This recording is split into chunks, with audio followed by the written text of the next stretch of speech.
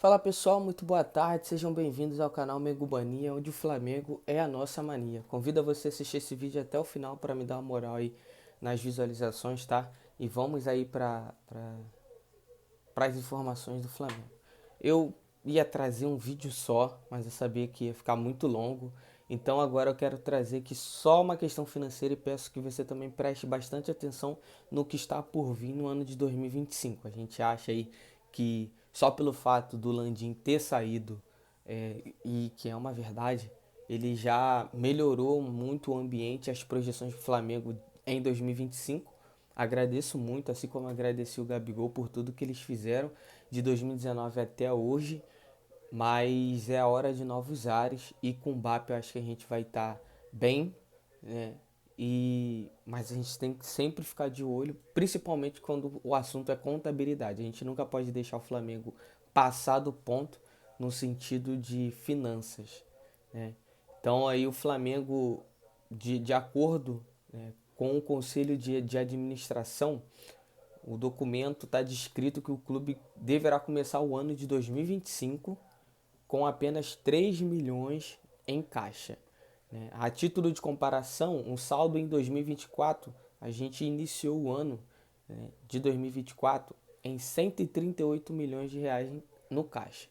E aí a gente sabe, né, que o que aconteceu foram 222 milhões em saldos nas transferências de atletas e a diferença entre valores recebidos e gastos em direitos econômicos. Ou seja, o Flamengo optou por contratar jogadores e não vender os jogadores que ali estavam disponíveis para ser vendido. Qual foi a situação do Wesley, que foi dada aí quase 20 milhões de euros pelo jogador, e o Flamengo optou por não fazer essa venda, né? Não vender nenhum jogador nesse ano, né? Que decorreu todo aí, e provavelmente numa intenção de valorizar os jogadores e fazer uma venda futura maior. E os 146 milhões foi o investimento pela compra do terreno do novo estádio, que aí depois teve um reajuste e tudo mais, mas o total foi 146 milhões, que foi o terreno do gasômetro.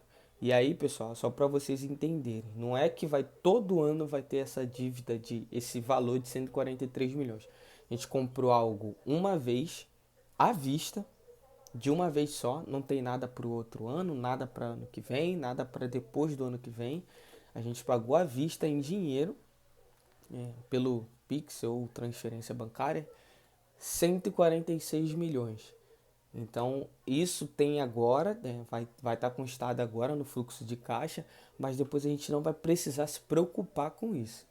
E aí a informação aqui diz que a combinação dos dois investimentos, a questão dos atletas e o terreno, fez com que o Flamengo gastasse o que estava disponível no caixa, mais o lucro gerado pela diferença entre receita e custo.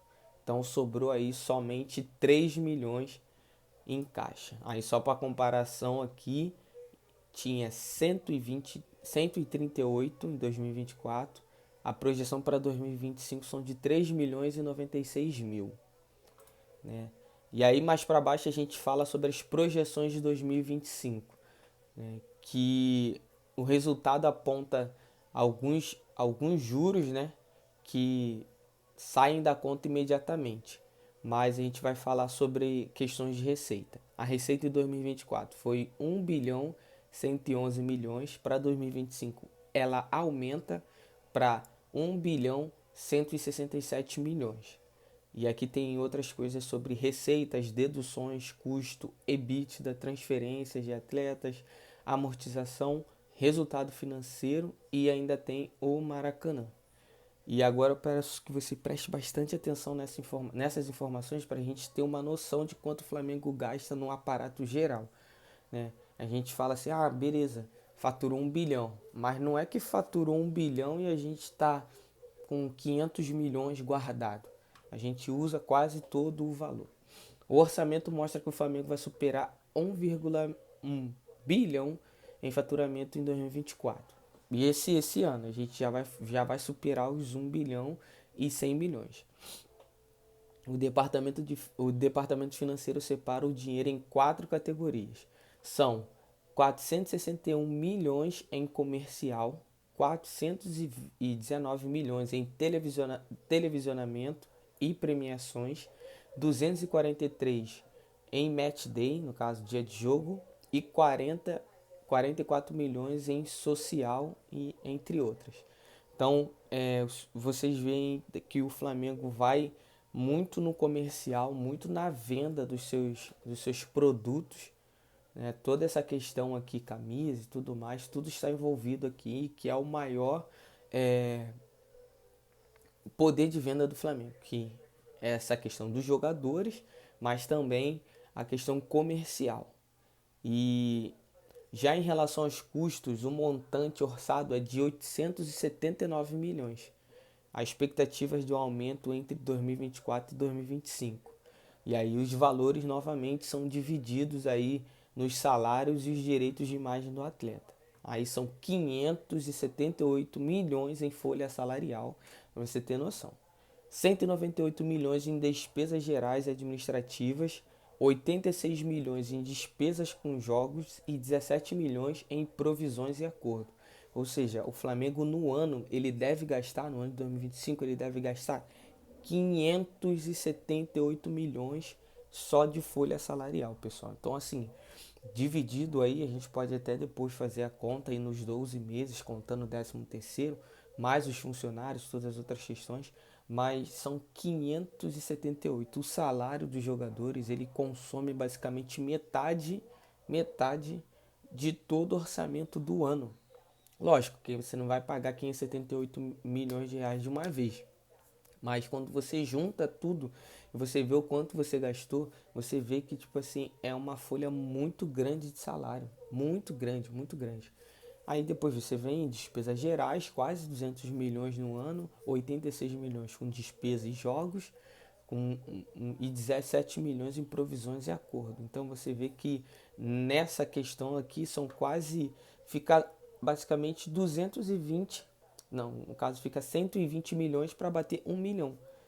Então o Flamengo, tipo assim, ele acaba tendo 1 milhão de orçamento, mas gasta 820, 880. Aí fica com uma faixa mínima ali de 120 milhões.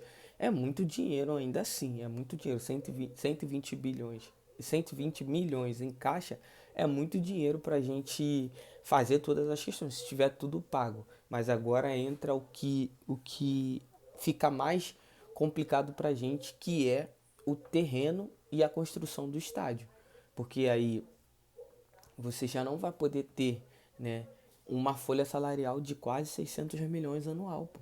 Não vai poder. Tudo bem que tem um potencial construtivo que já vai dar 500 milhões de reais aí para o Flamengo iniciar as obras e começar as obras ali e tudo mais.